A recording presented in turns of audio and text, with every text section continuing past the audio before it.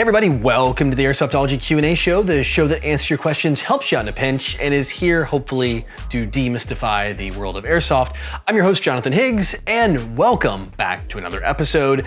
It's been a little bit of time, but you know, it's been busy here. I've been answering hot topics lately. We covered the Canadian Airsoft ban. We covered a video just about a week and a half ago. I did one covering what's going on in Airsoft. They've been single topic videos, but it's been time to get back to the multi-topic video that comes from your questions from the previous week. So if you want to be a part of the show, put your questions down below in the comment section. I will go through them and they'll be on the next show. I'll pick the best ones. I try to do like 3, 4, or 5 every single week. Also, if you have a video you really like somewhere on YouTube from another YouTuber that's an Airsoft related video, recommend it as well, including your own channel, and I will highlight that at the end of this video in the Code Red Headsets video recommendation of the week. But before we get started, I do have patches in the web store, like these plus a bunch more. I got like 20 plus designs in there. Morale patches, got the Velcro in the back. They stick on pretty much everything. And they go to support the channel if you pick one up, and you can check it out. I have a link in the description below, or a card would have popped up here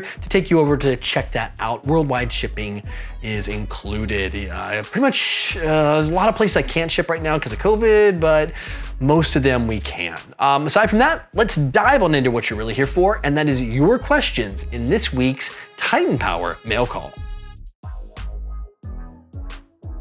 Maverick Designs writes, what is your favorite Airsoft event you've been to so far? There's a lot of great ones out there. I've not been to a Milsim West event, and I feel like that would probably, if I went, would end up taking the top spot, but I would have to say probably Broken Home by American Milsim, just because back in the day, they don't do it anymore. The helicopter gun runs, it's just so much fun to get up and just shoot from the helicopter, and then the expansiveness of that play area, that field in Oklahoma is just absolutely huge, and with vehicles to get around, I mean, you really can maneuver. You can actually really get and maneuver, but the way it's set up, you can also have really good firefights. There's concentrated areas to get to, but the ability to take off, do some gun runs, land behind enemy lines, and go and assault from behind is just, I gotta say, like the pinnacle of my Airsoft career. It's been, I don't know, years and years and years since I've done that, but it's still probably one of the most exciting things I've done by far. Haven't done anything in Europe though. I know there's some amazing events there. I would say number 2 would be playing Airsoft in Japan. That was always like one of my bucket list things to do. It's not really an event. It was the Crytek Owners event, Crytek Owners meeting. I've gone a couple years now and played there. And that was just one of my pinnacle things. Like I always wanted to play Airsoft where Airsoft was kind of born. So not really an event. I would say that's like a runner up essentially, but yeah, that's kind of mine. And I'm curious, what are your guys and gals favorite places? Have you been to like Brigitte and other things like that?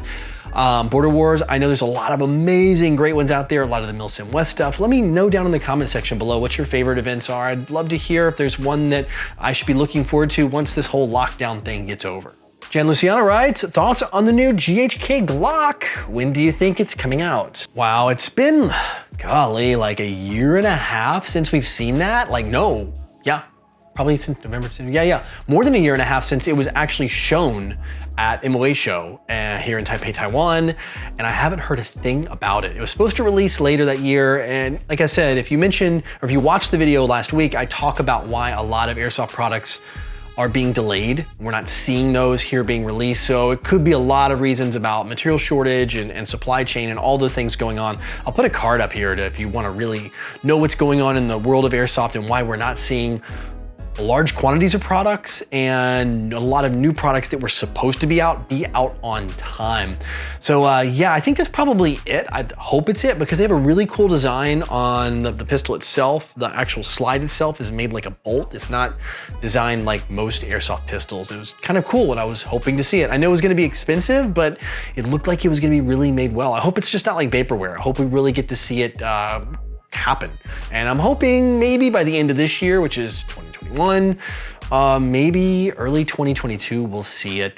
Just be patient. I know the world is upside down right now, and hopefully all the releases will eventually come out. I have no idea studios, right? I've been experiencing some bullying in the community from veterans who say stuff like, why is this civilian on my team? Or online when I post pictures of my gun and loadouts, yours so cringe, he kid. Or who let you into Airsoft? Or my favorite, kid, you're bad, speeds off noises.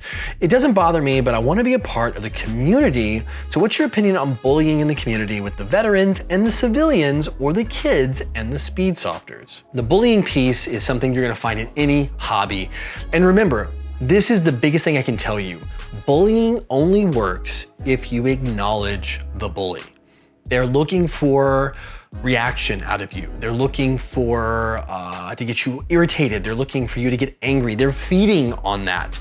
It's because they're insecure.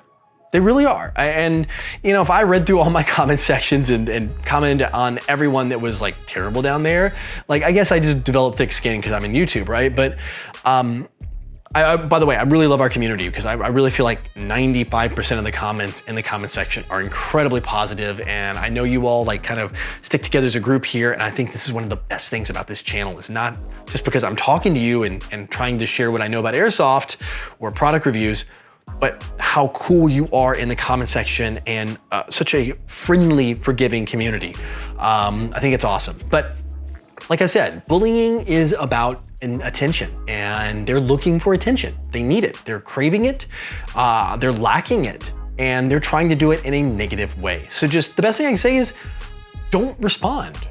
Don't respond. Or if you do want to respond, just say thank you. Really, like the best way to diffuse a mean comment, it's like, your kid's terrible, whatever. Thank you. Like, how can they reply back to that? And if they do, ignore the next comment and just move on. Like literally move on. Or if you can hide their comments, just hide them.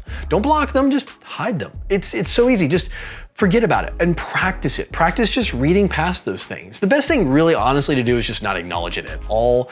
Eventually they will give up on you as a target. And I keep saying this, just because I play Airsoft one way and you play Airsoft another, being like Speedsoft or Milsim or Skirmish, or if you're a veteran or if you're not a veteran, or you see like a lot of comments you'll see under almost every single Airsoft video, mine up to Airsofters that are veterans, is why don't you just get a real gun, or why don't you join the military? And it's just people looking for attention. They're trying to get attention, and they're trying to get free attention. And while you're sharing, you're trying to share part of what you do. So again, I'll say it, I said it once, twice, I've said it like 3 or 4 times. I'll say it one last time, ignore them, or just say thank you. That's it.